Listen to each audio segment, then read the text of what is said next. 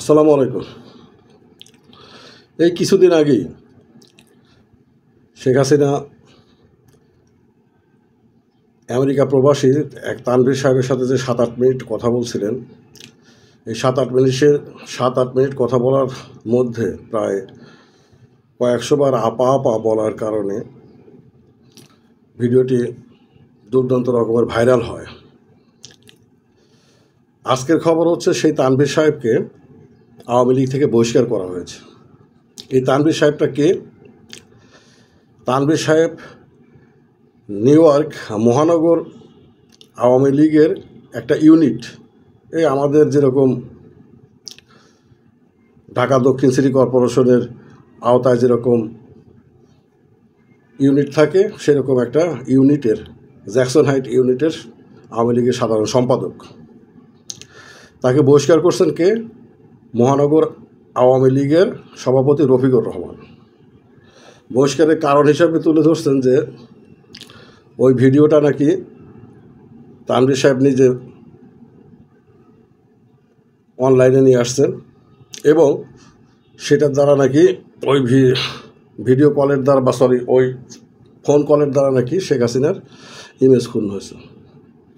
বাস্তবতা হচ্ছে ওই ফোন কলের দ্বারা ইমেজ ক্ষুণ্ণ হলে কিছুটা তানভীর সাহেবের হয়েছে, কারণ অত্যাধিক পরিমাণে আপা আপা বলার কারণে ট্রল হয়েছে সারা বাংলাদেশব্যাপী। তবে ওই ফোন আলাপটা কিন্তু শেখ হাসিনাকে কিছুদিন হলেও আলোচনায় রাখছিল। বিরোধীদের মাথায় কিছুদিন শেখ হাসিনা আবার ঢুকতে পারে এরকম একটা ভয় ভীতিও ঢুকছিল। আবার আওয়ামী লীগের যারা লুকায় আছে বা আওয়ামী লীগের যারা তাদের মধ্যে একটা আশা জাগা নিয়ে বা আশা জাগা নিয়ে ভাব যে নেত্রী আবার ঢুকবে এরকম একটা জিনিস তৈরি হয়েছিল। কিছুটা হলেও পরিবেশটাকে, রাজনৈতিক ফিল্ডটাকে চাঙ্গা করছিল।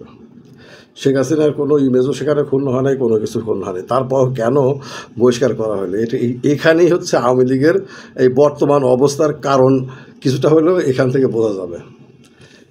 এটা হচ্ছে তানভীর সাহেব একটা মহানগর আওয়ামী লীগের একটা ইউনিটের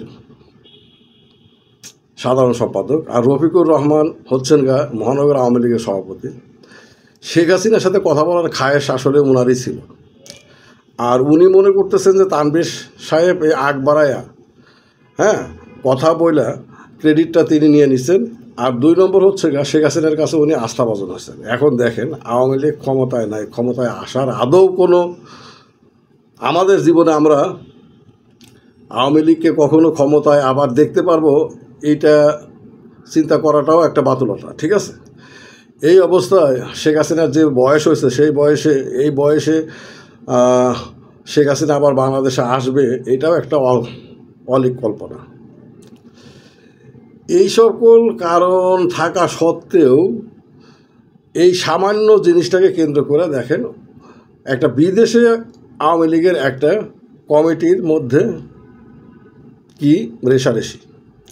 এখানে হচ্ছে আসল কথা হচ্ছে এখানে আওয়ামী লীগের শুধু বিদেশ নয়, আমেরিকা না, বাংলাদেশ, সব জায়গায় আওয়ামী লীগের প্রত্যেকটা লোকই যারা পদে ছিল তারা শুধু নিজেরটাই চিন্তা করছে। ওই রফিকুর রহমান যেরকম মনে করতেছে, আমি যদি শেখ হাসিনার সাথে কথা বলতে পারতাম তাহলে হয়তো আমি আরও শেখ হাসিনার কাছে থাকতে পারতাম, আরও ধান্দাবাজিতে আগায় থাকতে পারতাম। এখন তানভীর কথা বলে, তানভীর অলরেডি আপা তো বলছে, আবার কান্নাকাটি করছে, আবার সে তার সম্পর্কে প্রচারণা চালাইতেছে, এগুলা কথাও বলছে। তো তানভীর সাহেব তার ক্লোজ হয়ে গেছে, এটা তার জন্য একটা চক্ষুষুর। তো এই অবস্থাটা বাংলাদেশেও ছিল। বাংলাদেশের প্রত্যেকটা যারা পদে ছিল, যারা নেত্রীর আশেপাশে ছিল, প্রত্যেকেই শুধু নিজের কথা চিন্তা করছে।